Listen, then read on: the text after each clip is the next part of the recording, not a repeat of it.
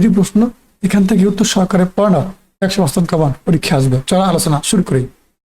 তথ্য ও যোগাযোগ প্রযুক্তি বহু নির্বাচনী পরীক্ষা প্রতিটি প্রশ্নের মান 1।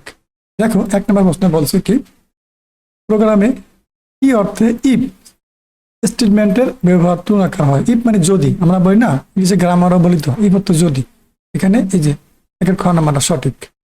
2 নম্বর প্রশ্ন, পাওয়ার পয়েন্ট প্রেজেন্টেশনের প্রথম স্লাইডটি কয়টি উপায়ে প্রদর্শন করা যায়? 3টি উপায়ে। 3 নম্বর প্রশ্ন, কম্পিউটারের কোন অংশ ডেটা প্রক্রিয়াকরণ করে? প্রসেসর। 4 নম্বর প্রশ্ন, বাইনারি কোডকে কি ভাষা বলা হয়? মেশিন ভাষা। 5 নম্বর, মাল্টিমিডিয়ার অংশ কোনগুলো? শব্দ, বর্ণ, চিত্র সবগুলো। 4 নম্বর প্রশ্ন, বর্তমানে সবচেয়ে জনপ্রিয় ডিজিটাল যন্ত্র কোনটি? কম্পিউটার। 7 নম্বর প্রশ্ন, কোনটি মাল্টিমিডিয়া সফটওয়্যার? অপসর।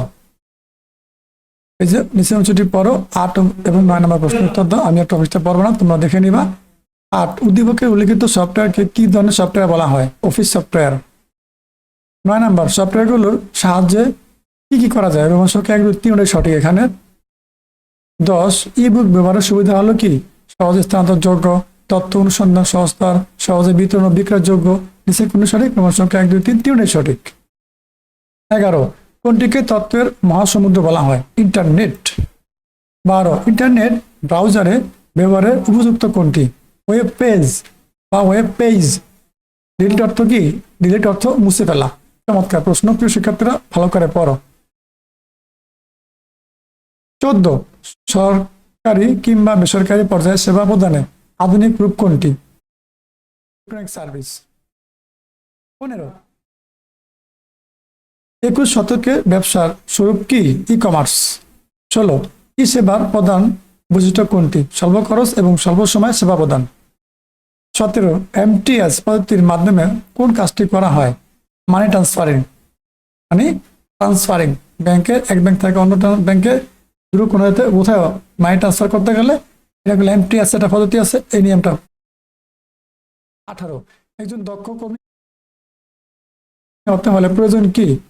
সফটওয়্যার ব্যবহারে পারদর্শী হতে হবে, হার্ডওয়্যার বিষয়ে দক্ষ হতে হবে, আইসিটি রক্ষণাবেক্ষণ জানতে হবে। উপরের সবগুলো। চমৎকার প্রশ্ন।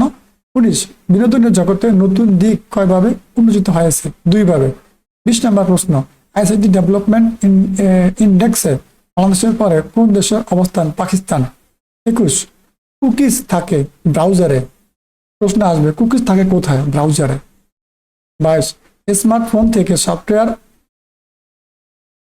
আনইনস্টল করতে সেটিং থেকে কি সিলেক্ট করতে হয়?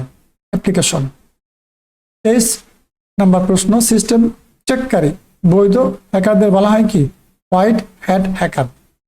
ঠিক আছে, আর অবৈধ হ্যাকারদের বলা হয় ব্ল্যাক হ্যাট হ্যাকার। খেয়াল রাখবা, সিস্টেম চেককারী বৈধ হ্যাকারদের বলা হয় হোয়াইট হ্যাট হ্যাকার, আর অবৈধ হ্যাকারদের বলা হয় কি? Black hat hacker. নামটা যেন মনে থাকে।